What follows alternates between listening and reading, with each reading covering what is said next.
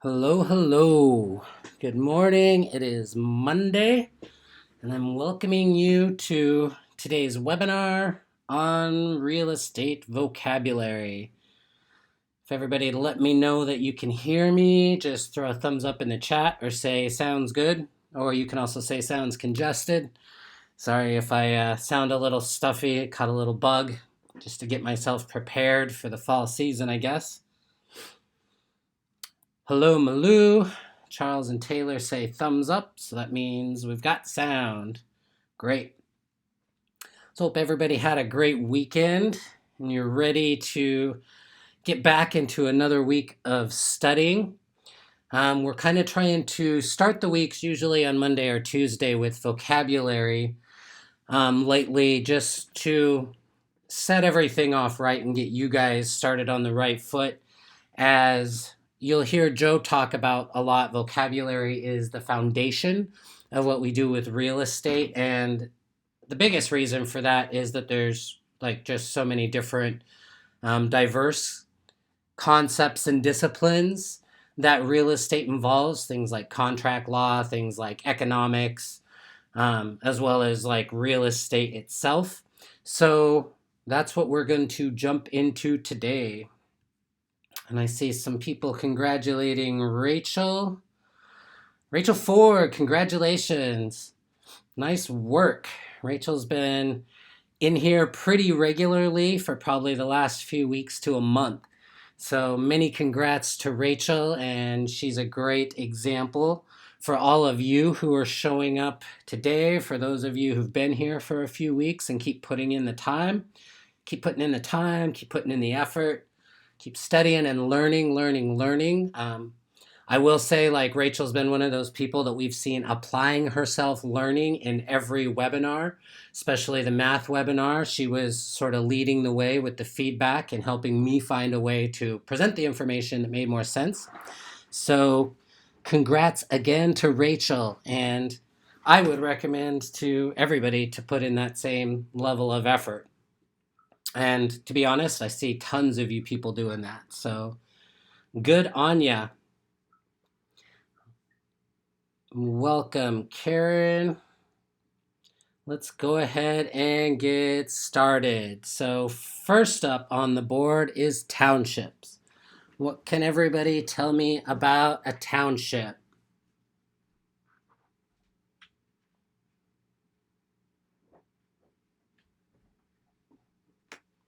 What do you all think about townships? So remember, when we're doing flashcard vocabulary, what we're looking for really is sort of a short definition that it's almost like a keyword definition, whatever helps you remember the concept of what a township is, right?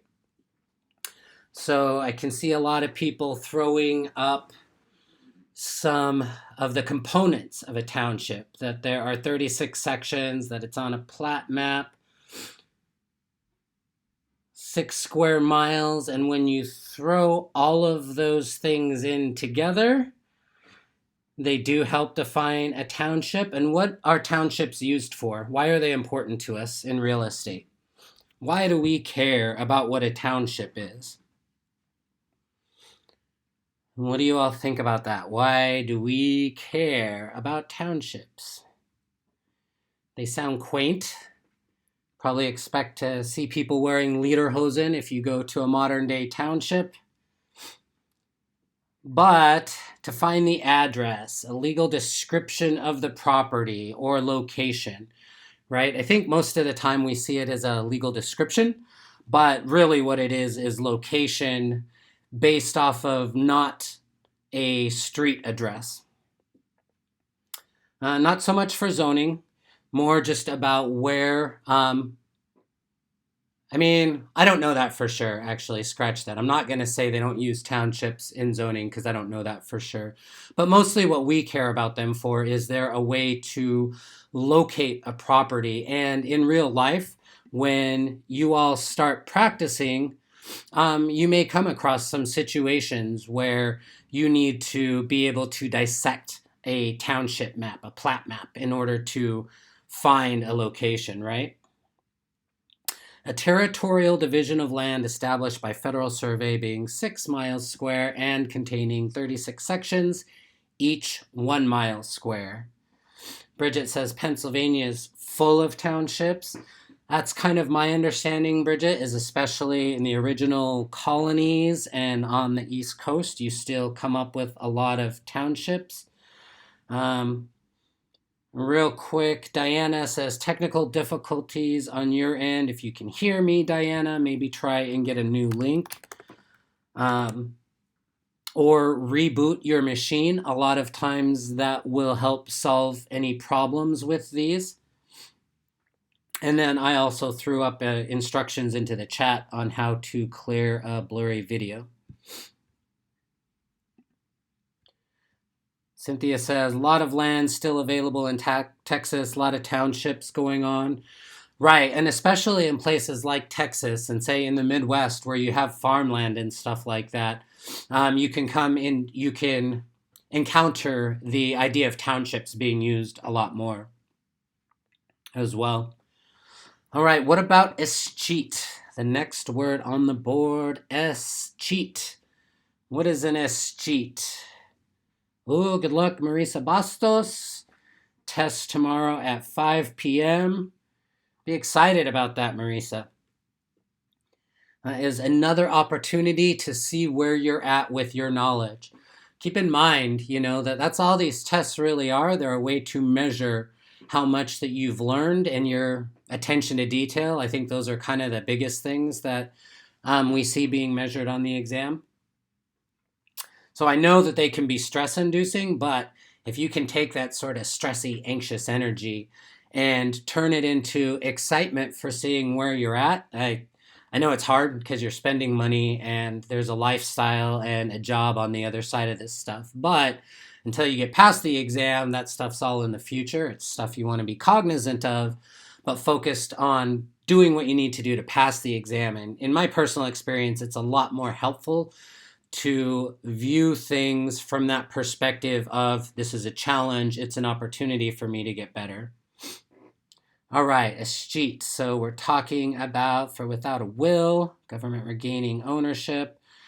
So it's the combination of those two concepts. If a person dies without a will and property is returned to the state because there are no heirs, there's no individual owner as our definition up here says.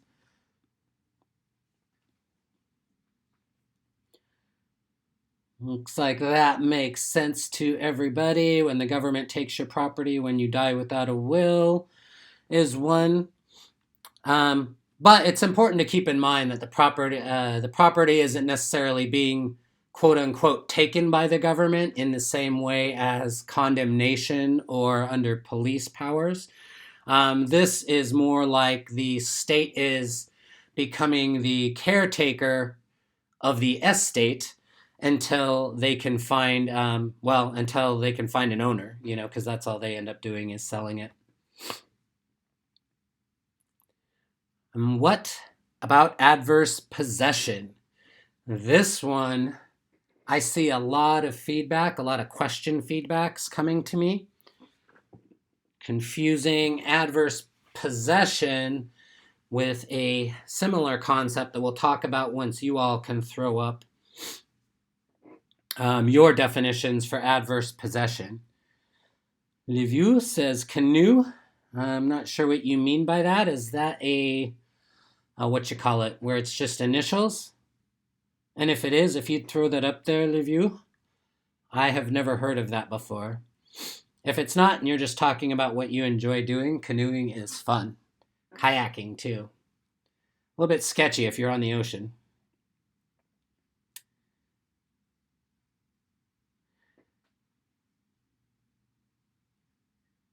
Okay, so Bridget Liguri, who has been awesome in the chat and been showing her studious nature, says that adverse possession is notorious, open, and continuous use that results in someone taking property of another.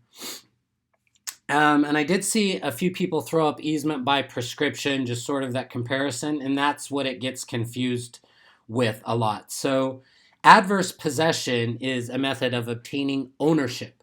So actual ownership of property by the open, notorious, exclusive, and hostile possession. An easement is obtaining right to use, not the right to own. So that's the big difference between adverse possession and an easement by prescription. There's another type of easement that's not clicking into my mind right now. But that's the difference. Patricia says actual ownership of property. Exactly.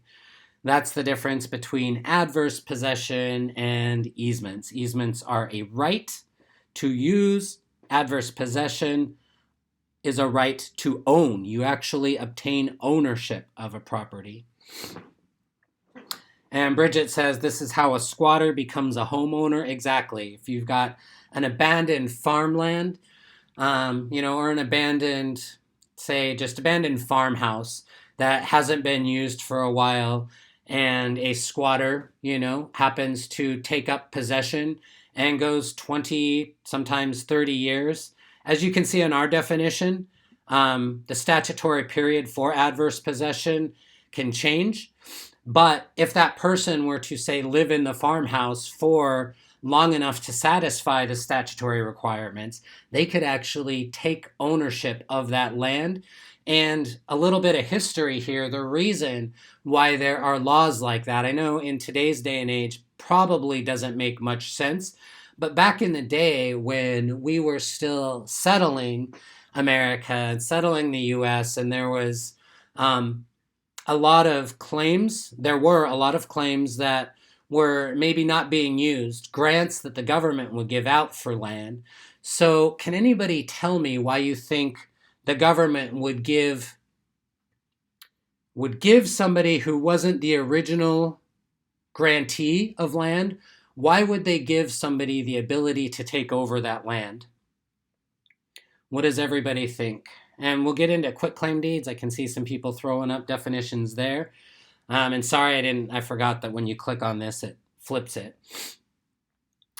But D. Grant says doctrine to claim right of land or property. A. Erebor says neglect. Julie McHugh, I think, got a little bit closer than anybody else with to protect it. But more so, the reason that we have the right or that there are claims of adverse possession is to ensure that land is being used and contributing to the economy of the U.S., to make sure that it's not just going to waste, it's not being neglected. Does that make sense to everybody?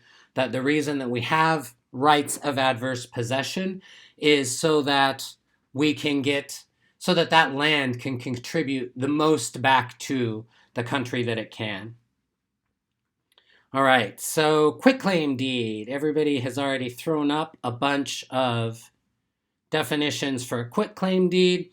And basically, it's just a deed operating as a release. As we say here, it's a way to transfer title immediately and without warranties.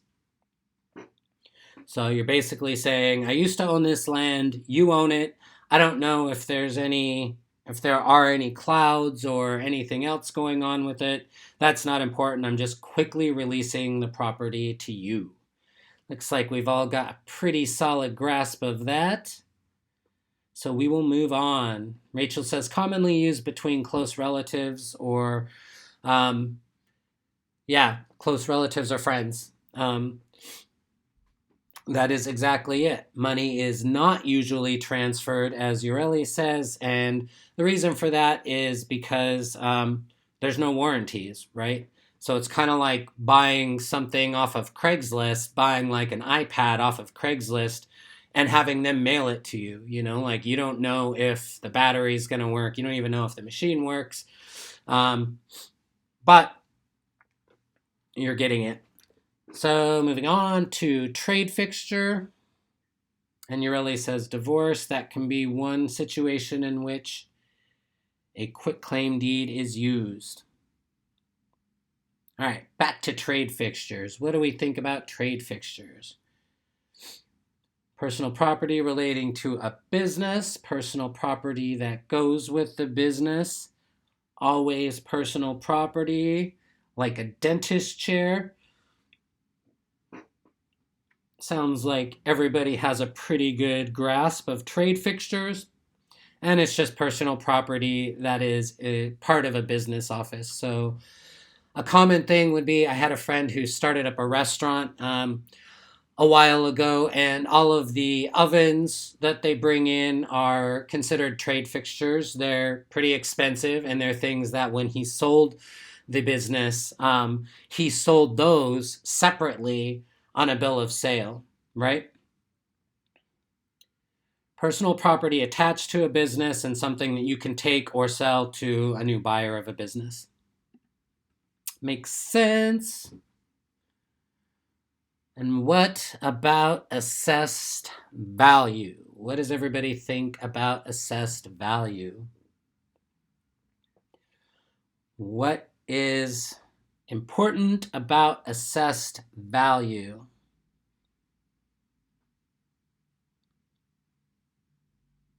Lex says taxes. Jeff agrees. So does Sheena. Give me just a second.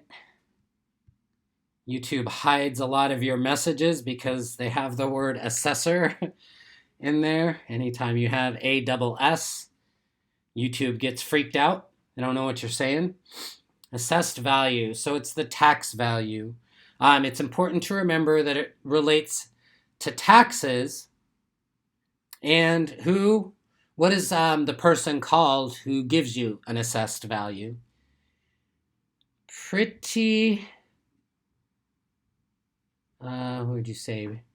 Pretty simple. The answer is kind of on the board, but who provides you an assessed value? Sheena says an assessor, exactly.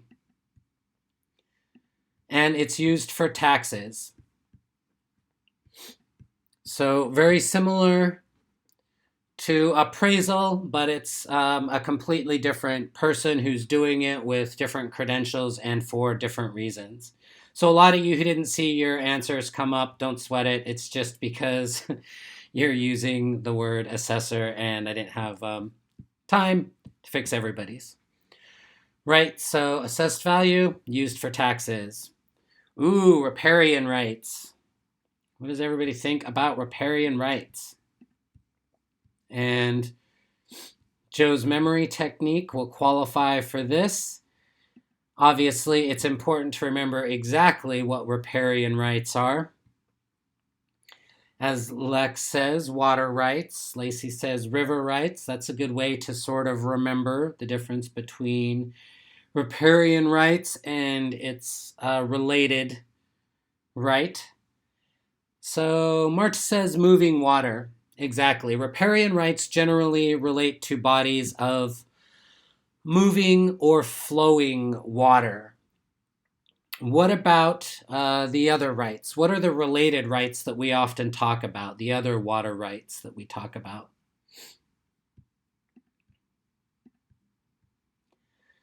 And I see somebody mentioned like riptide river rights as a way of removing that.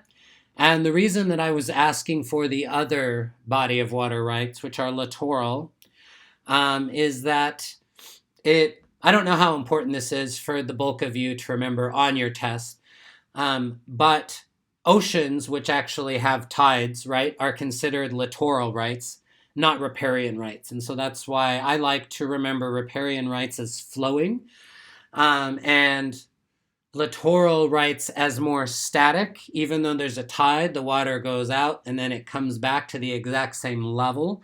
It's not, or to pretty much the exact same level. It's not the same thing as a flowing body of water like a river or a creek. Makes sense to everybody? Oh, Rachel Hahn threw up a good one. Oceans are not a continuous flow of water, even though it moves. And Abigail Gross says that's important in Michigan. So that's important to remember for some of us, for sure. And Adrian T says no certain direction of flow. Exactly. It's not a one-way direction of flow, which riparian rights would be. Right, easements. We were talking about this a little bit earlier. What does everybody think about an easement? One of the first things you learn with property rights, and still something that can be pretty confusing to people because there's so many different types of easements with so many different rules around them.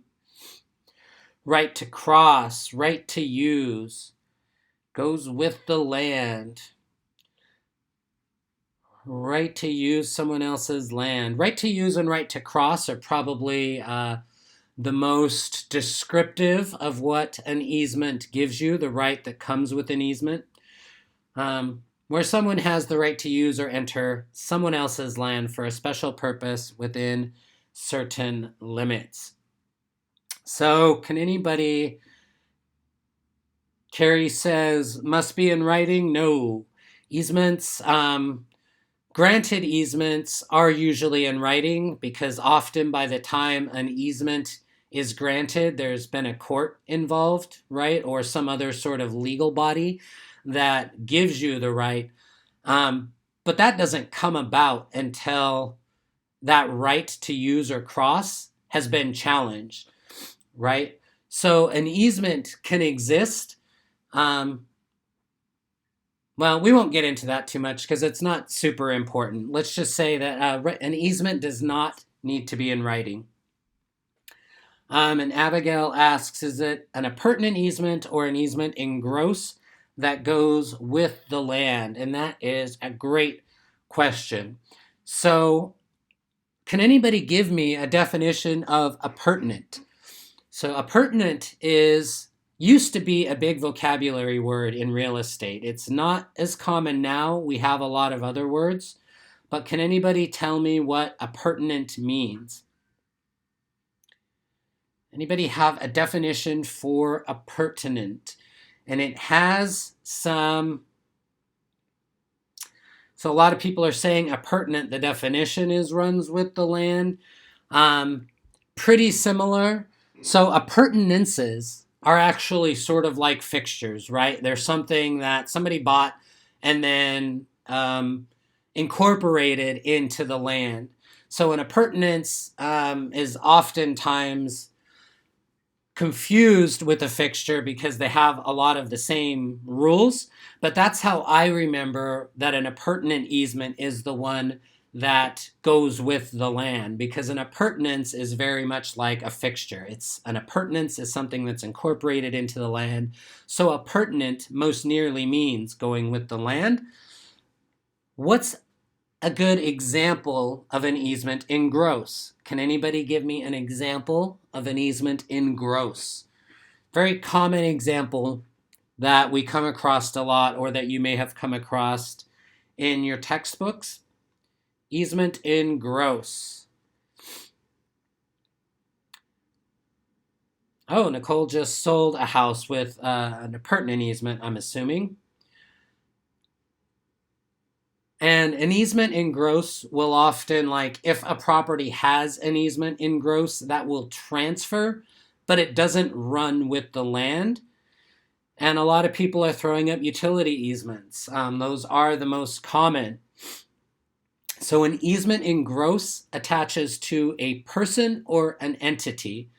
The utility rights that come, like if you have, I used to live in a house that had a transformer in the backyard, and we weren't allowed to tell the utility person, like, sorry, dude, my dogs aren't in a good mood today. I can't put them in the garage. You can't check the power today. They'll give you that day or two, but they need to be able to check the power, right? But that easement that allows him to go back into my backyard attaches to the utility company, not to the property.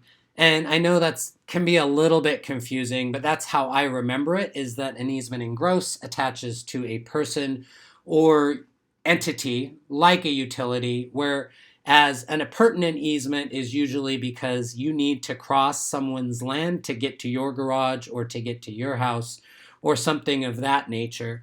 And so that stays with the property. Awesome. Looks like everybody has a grasp on that. So Let's try and sneak a few more terms in here. Testate. What does everybody think about testate? And this is another one of those things that the terminology itself has very little to do with real estate, except for when it doesn't, except for when you have a situation in which heirs and real property are involved. Dies with a will, written will, exactly. With will, dies with will. Good job, everybody. Testate means you've written a last will and testament.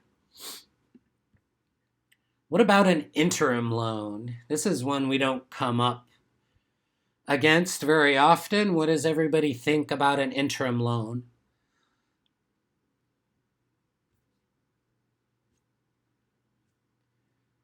An interim loan. So we talk a lot about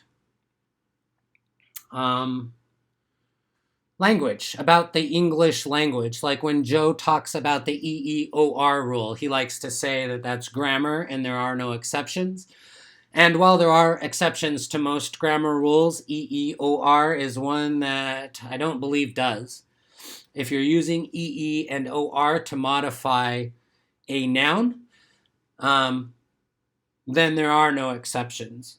Well, with an interim loan, interim, very closely related to intermediate or inter. Inter as a prefix just means in between. And so I've seen people throwing up short-term loans. That's a great way to describe how an interim loan is used. I see a lot of other people throwing up construction loans. That is a great way to remember when an interim loan is used. And Patricia Douglas threw them all together and said, short-term loan for construction. Short-term loan usually made during construction of a building. Great work, everybody. I think everybody got that one right, too. Short loan. What about the principle of conformity?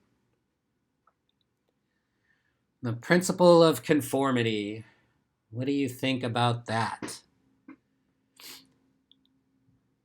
Now, it probably sounds like you're following social media influencers, if you know what a stan is. A stan is somebody who seems to have given in to the principle of conformity, just trying to be like everybody else. But in real estate, what are we talking about with the principle of conformity?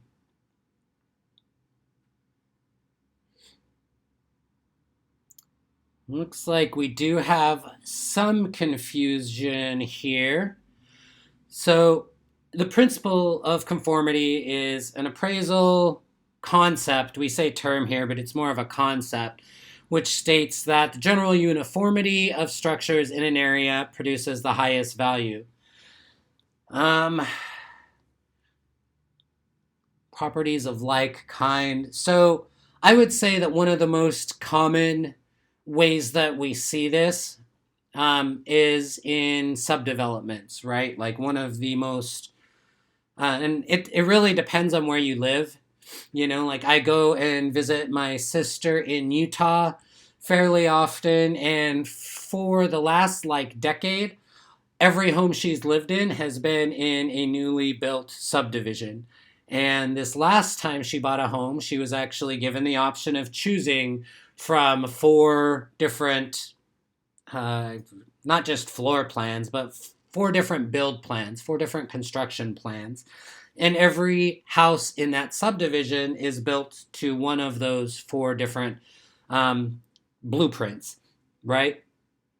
And that's kind of taking the principle of conformity to an extreme in one way, but it's true. Like every house that she's lived in that sort of subdivision, and there's usually an HOA type governing body that tells you what you can and cannot do with the property there, how it can look, make sure your yard's kept up, and the property values go up and up and up. Sonia says the uniformity of structures creates high value. Exactly. Adrian T. also says, like a townhouse community. Totally. That's another great example. Townhouse communities, all of that. But it's basically just making everything look the same so that you can be sure that nobody throws up an ugly house in the neighborhood that would bring down everybody else's values. So, what about title insurance? What does everybody think about title insurance? This one can be kind of a squishy definition, but at its simplest, title insurance is pretty easy to remember. So, what does everybody have for a definition of title insurance?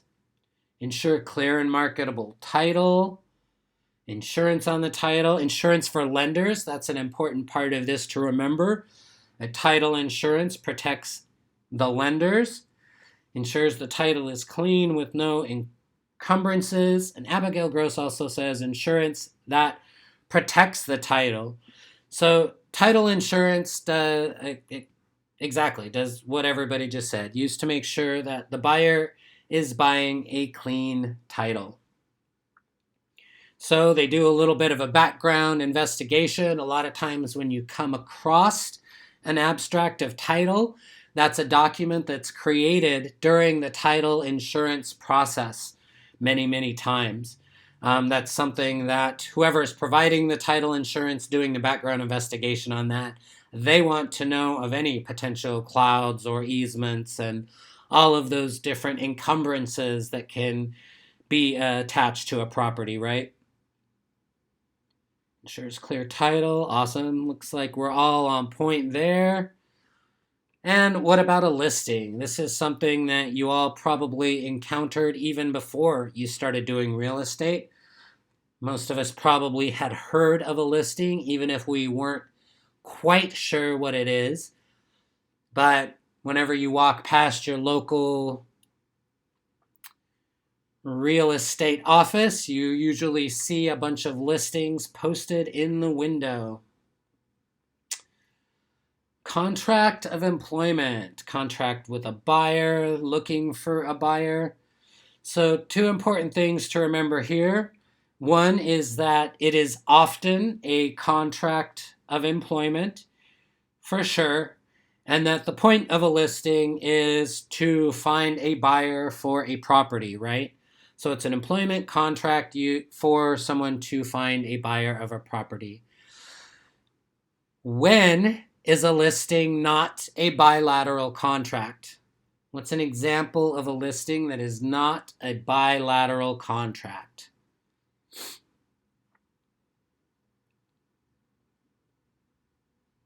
When do we have a listing that is a unilateral contract? And open. Terry, Alex, Tanya, Rachel all says open. Exactly. An open listing is not a unilateral contract. I saw that somebody threw up option, and an option is a type of unilateral contract, but it's not a type of a unilateral listing, if that makes sense. And as an example of another unilateral contract, Rachel threw up a lost dog sign, for sure. But at its most basic, a contract to find a buyer is what a listing is. That's what you're going to want to remember from your exam. So Lacey asked me to explain a little bit more about the option contract. An option contract just means a unilateral contract to purchase. So when somebody has an option contract, a lot of times that option contract is born from a lease with an option to buy. That's the most common example that we talk about. So Joe gave the example last week of somebody, say, Cynthia wants to buy a house from Rachel, but she's not quite sure if she can secure the funding. So Rachel says, look, I will lease you this property for $5,000 a month for a year. And Cynthia says, well, $5,000 a month, there's no way this house is worth more than $2,000 a month on a lease. And Rachel says, that's true, but I will give you an option that I'll keep open for that year. If at the end of a year you want to buy the house, we will put that $60,000 you've paid towards the purchase of the house. And if you don't, well, I get to keep that extra money I was charging you every month as part of the option to keep it open for you.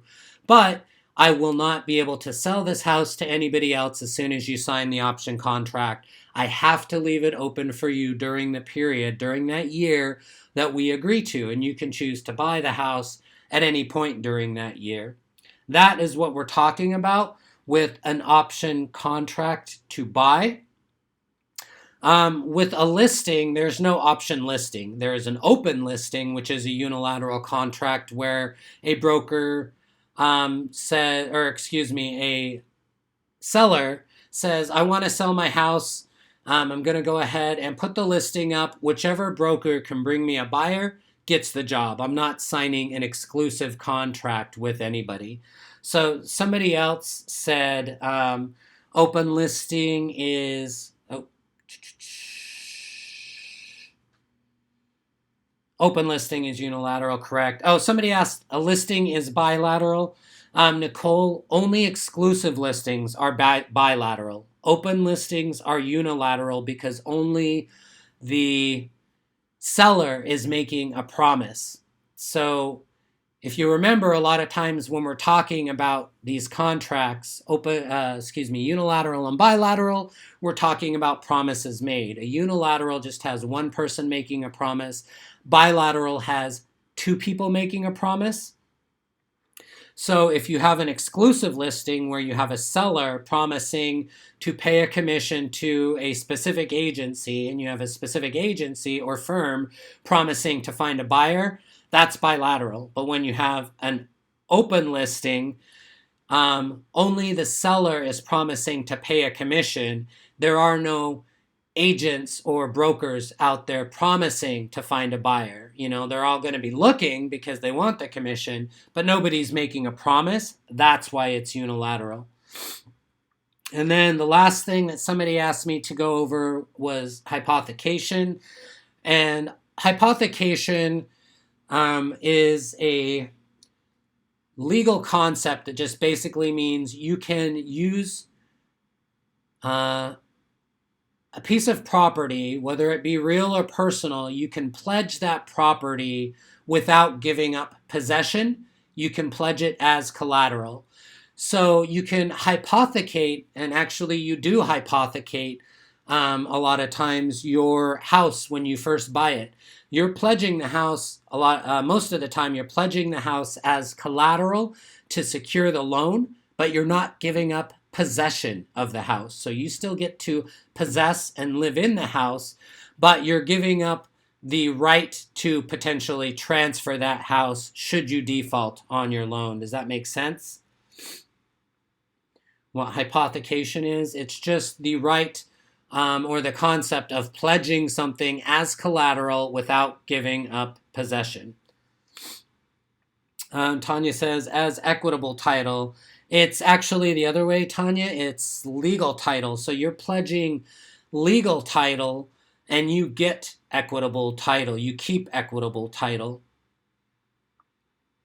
But it's the legal title, the right to transfer that property that you're giving up.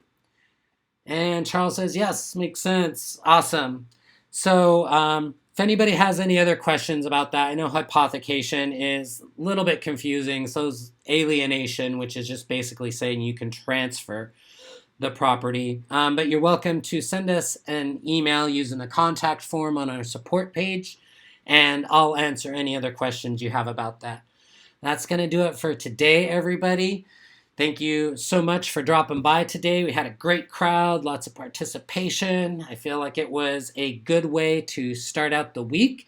Good for me too. I got to explain a lot of these vocabulary terms and sort of get my head keyed in the right direction. So thank you, everybody, for today. And we will see you tomorrow, hopefully, tomorrow at 4 p.m. Let me take a look real quick and see what we're doing. Tomorrow's valuation and market analysis, tomorrow at 4 p.m. Pacific, 7 p.m. Eastern. That's probably going to be me as well.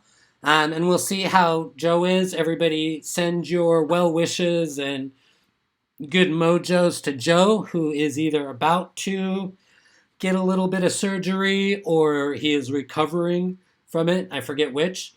Um, but I'm sure he'll be fine, and hopefully we'll see him back later this week. And we will talk to you all tomorrow. Have a great rest of your day, everybody. Ciao.